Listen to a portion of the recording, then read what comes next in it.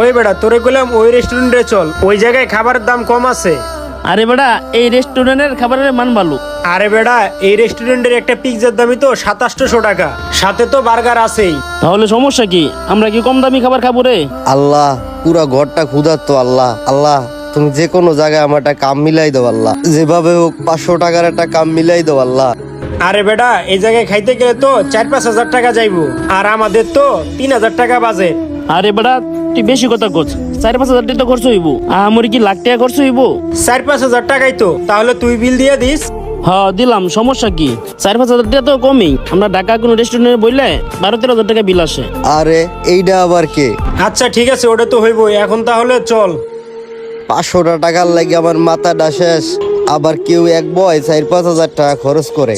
আল্লাহ কত রকমের মানুষ বানাইছে দুনিয়ায়।